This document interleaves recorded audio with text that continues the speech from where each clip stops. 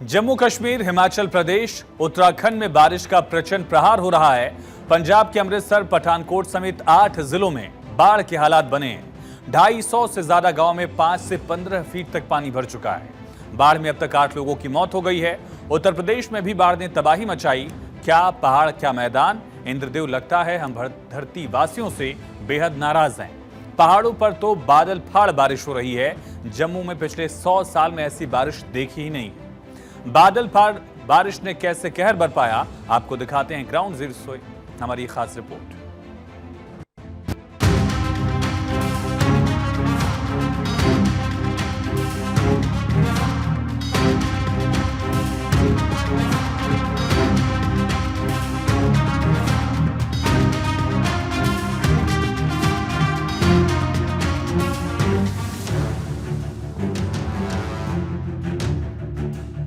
बादल फाड़ बारिश, आफत का सैलाब, बर्बादी बेहिसाब।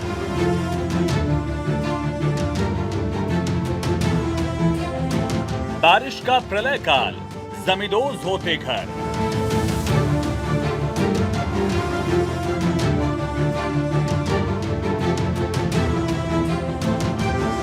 रियासी रामबन गुरेज मुश्किलें थे।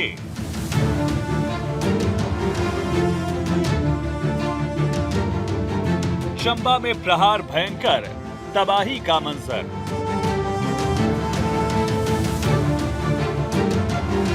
आपदाओं से मचा हाहाकार, पानी पानी हुआ पहाड़।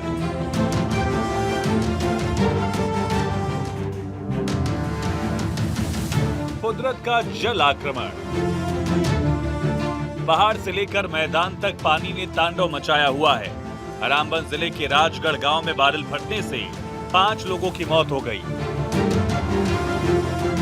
रियासी के माहौल डब्बर गांव में भी देर रात बादल फट गया। इसमें 7 लोगों की मौत हो गई।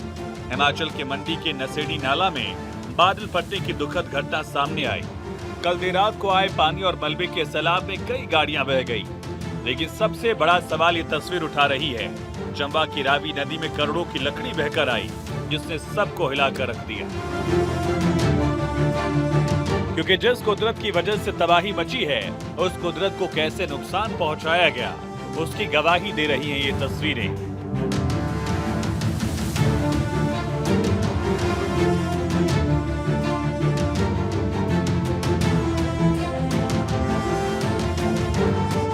चंबा की रावी नदी में करोड़ों रुपए की कीमत की लकड़ी बहती हुई आप देख सकते हैं। इन तस्वीरों ने स्थानीय लोगों और पर्यावरण प्रेमियों के बीच कई सवाल खड़े कर दिए।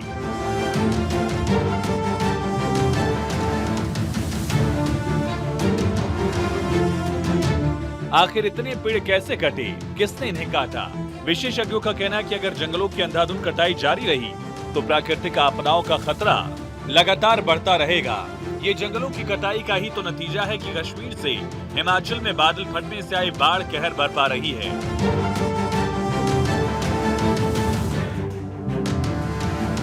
जम्मू कश्मीर के रियासी जिले के बदर गांव में आज सुबह लैंडस्लाइड हुई।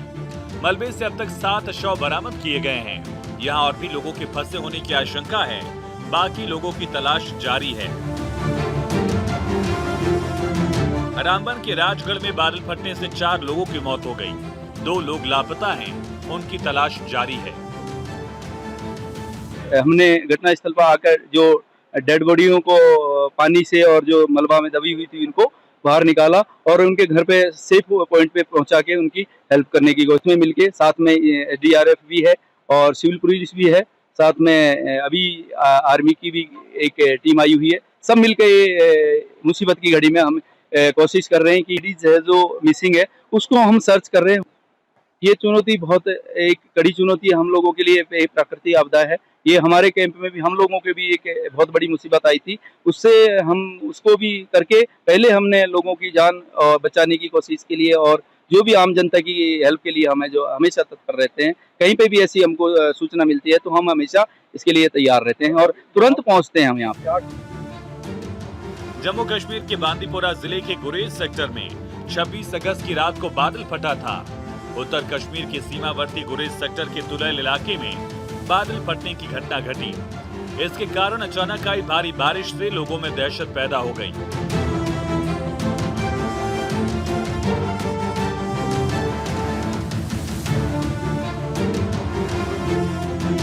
जम्मू कश्मीर के डोडा में भारी बारिश और बादल फटने से एक बड़ा पुल टूट गया है, जिससे लोगों का आना जाना मुश्किल हो गया। चिनाब नदी का पानी बढ़ने से पुल को खतरा हो गया है। अधिकारियों को लगता है कि पुल को नुकसान पहुंचा, वो राहत कार्य में जुटे हुए हैं।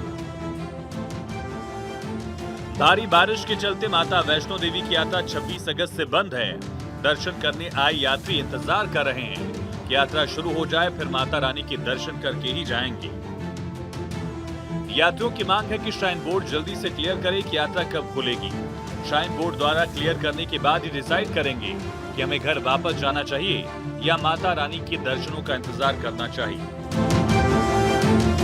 कटरा में जो यात्री इस समय ठहरे हुए हैं उनको किसी तरह की परेशानी ना हो खाने पीने की, इसको लेकर श्राइन बोर्ड ने उनके लिए ब्रेकफास्ट, लंच, डिनर का प्रबंध किया हुआ है। मैं इस समय श्राइन बोर्ड के ऑफिस के बाहर हूं। आप देख सकते हैं कि यहाँ पर श्राइन बोर्ड ने जो है खाने के लिए व्यवस्था की हुई है। उसके बाद एक बाकायदा लगाया भी गया। देखिए, फ्री लंगर टाइमिंग एट भोजनालय अन्नपूर्णा। ब्रेकफास्ट 8 से 11 बजे तक मिलता है, लंच 1 से 4 बजे तक, टी स्नैक्स, इवनिंग स्नैक्स 5 से 6 बजे तक और डिनर 7 से 10 बजे तक मिलता है। और आप देख सकते हैं कि इस समय ब्रेकफास्ट का समय है। तो देखिए, श्राइन बोर्ड के जो ये ब्रेकफास्ट के लिए इन्होंने लगाया हुआ है, देखिए कितनी लंबी लाइन लगी हुई है। लोग अलग अलग क्षेत्र से जो यहाँ ठहरे हुए हैं वो यहाँ ब्रेकफास्ट के लिए आए हुए हैं। यहाँ चाय और डबल रोटी उनको दी जा रही है, जो ब्रेकफास्ट दिया जा रहा है। इसके बाद लंच दिया जाएगा, लंच के बाद उन्हें डिनर दिया जाएगा। और काफी दूर दूर से जो लोग यहाँ आए हुए हैं उनका कहना है कि यात्रा कब शुरू होगी ये भी बताया जाए। आप कहाँ से आए हुए हैं? आगरा से। आगरा से। कितने दिनों से ठहरे हुए हैं? आज 7 दिन हो गए हमें। तो श्राइन बोर्ड ने जो खाने की व्यवस्था की रखी है ठीक? बहुत बढ़िया। बहुत। किसी तरह की कोई परेशानी हो रही है? कोई दिक्कत नहीं। कोई दिक्कत नहीं। पर कुछ और लोग हैं, उनसे बातचीत करते हैं। आप कहाँ से आए हैं? देखिए, हम बक्सर बिहार से आए हैं, 2000 किलोमीटर से आए हुए हैं। बाकी सभी व्यवस्थाएं ठीक है। एक बात ये कहेंगे कि ट्रेवलिंग वाले लोग जो हैं ये लोग बड़े धांधली कर रहे हैं। जब यहाँ यात्रा बंद था कटरा का, तो वहां से अमृतसर से हम लोगों को बिल्कुल ये कहा गया कि वहां दर्शन हो रहा है, ये कर रहा है, पैसा ले लिया गया। हमारा पैसा हम लोग दे करके वहां से आ गए। 16 लोग हैं ग्रुप में। यहाँ श्राइन बोर्ड है, भोजन मिल जाता है, नाश्ता मिलता, अलग बात है। लेकिन सरकार को ये व्यवस्था जरूर करनी चाहिए कि जो लोग फंसे हुए हैं, जिनको जहां जाना है, एक मिनिमम राशि तय करके वहां के लिए बस की व्यवस्था करनी चाहिए, टैक्सी की व्यवस्था करनी चाहिए। इनका कहना है कि सरकार ऐसी व्यवस्था करे कि ट्रैवल एजेंसियों पर रोक लगाए कि जो ये फालतू पैसा वसूल रहे हैं, फालतू पैसा ना वसूला जाए, और जब ट्रेनें रद्द है तो ऑनलाइन टिकट भी बुक ना हो। हिमाचल में आसमान से आफत बरस रही है। प्रदेश में भारी बारिश, भूस्खलन से तबाही जारी है। हिमाचल प्रदेश के मंडी के गोहर में शुक्रवार देर रात बादल फटा था। नांडी पंचायत में नसेड़ी नाला में कई गाड़ियां बह गईं। शिमला के जतोग कैंप में लैंडस्लाइड हुई। सेना की रेजिडेंशियल बिल्डिंगों को खाली कराया गया। मुख्यमंत्री सुखविंदर सिंह सुक्खू ने कांगड़ा जिले के फतेहपुर और इंदौरा के साथ जिला चंबा के भरमौर और मणि महेश समेत अन्य बाढ़ एवं आपदा प्रभावित क्षेत्रों का हवाई सर्वेक्षण किया है।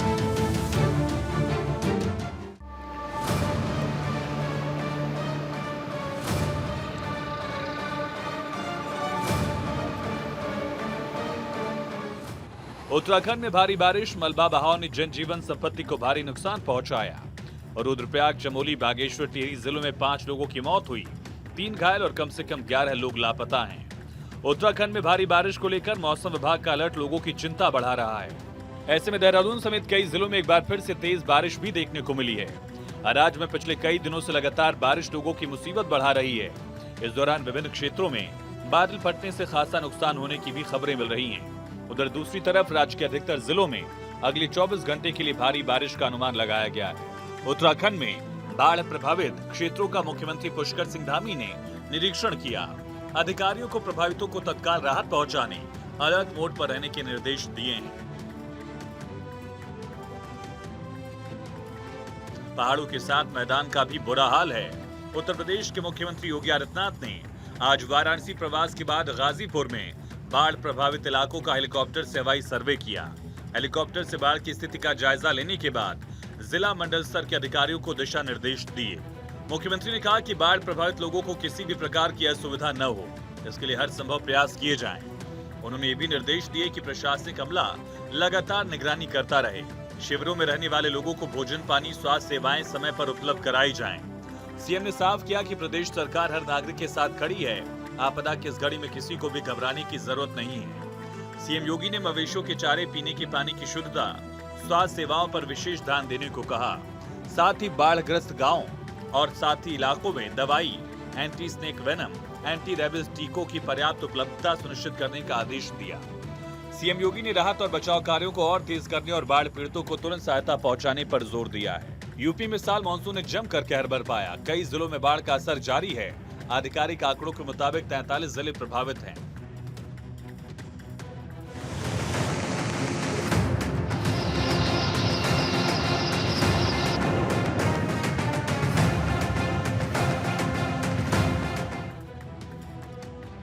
दिल्ली में भी यमुना का जलस्तर लगातार बढ़ता जा रहा है।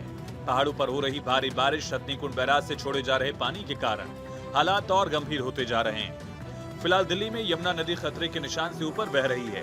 निचले इलाकों में रहने वाले लोगों पर बाढ़ की चपेट में आने का खतरा मंडराने लगा है। जानकारी के मुताबिक हरियाणा के हथनीकुंड बैराज से 49,141 क्यूसेक पानी छोड़ा गया। वजीराबाद बैराज से 45,620 क्यूसेक, ओखला बैराज से 40,216 क्यूसेक पानी छोड़ा गया। लगातार पानी छोड़े जाने के कारण नदी के और ऊपर बढ़ने की आशंका बनी हुई है। प्रशासन ने यमुना खादर निचले इलाकों में रहने वाले लोगों को सतर्क रहने की सलाह दी। दिल्ली में यमुना खतरे के निशान से ऊपर बह रही है। खतरे का निशान है 205.22 मीटर। इससे ऊपर अगर यमुना का पानी जाता है तो उसे खतरे के निशान से ऊपर कहा जाता है। और इस वक्त जो यमुना का जल स्तर है वो है 205.45, यानी कि आप गैप देखिए। और प्रशासन का ये कहना है कि 206 मीटर पर अगर पानी पहुंच जाएगा उसके बाद हम राहत बचाव कार्य शुरू कर देंगे। अभी अलर्ट पर है, सारी टीमें स्टैंड बाई पर हैं और लगातार नज़र बनाए हुए हैं कि जो निचले इलाके में यमुना के लोग रहते हैं उनको अलर्ट करके रखा गया है कि अगर किसी तरीके का खतरा महसूस हो तो तुरंत ऊपर की तरफ आएँ। ऊपर की तरफ व्यवस्था कर दी गई है। इस वक्त मैं ITO पर मौजूद हूं और ITO घाट का हाल देख लीजिए। ये आप देख रहे हैं, ये जहां पर ये नीले रंग का निशान लगा हुआ है यहां तक घाट होता था, लेकिन आप देखिए पानी का बहाव यहां तक आ गया है और हम काफ़ी पीछे हैं। और आप सामने अगर मैं कहूं श्रवण को कि वो पिलर दिखाएं तो वो पिलर पे एक मार्किंग होती है, जिस मार्किंग की मैं बात कर रहा था 205.22 मीटर की, वो मार्किंग आपको दिखाई नहीं दे रहा होगा। वो मार्किंग इस वक्त पानी में डूब चुका है, यानी कि जो यमुना का जल स्तर है वो खतरे के निशान से ऊपर बह रहा है। और जैसे जैसे ये ऊपर जाएगा वैसे वैसे निचले इलाकों के लिए खतरा है। जो यहाँ पर निचले इलाकों में खेती करते हैं, जो लोग यहाँ निचले इलाकों में मवेशियों के साथ रहते हैं, उनके लिए खतरा है। तो प्रशासन इस वक्त स्टैंड बाई मोड पे है। बाढ़ नियंत्रक विभाग स्टैंड बाई मोड पे है, जल विभाग स्टैंड बाई मोड पे है, Delhi police stand by mode पर है और लगातार इन इलाकों का दौरा किया जा रहा है। लगातार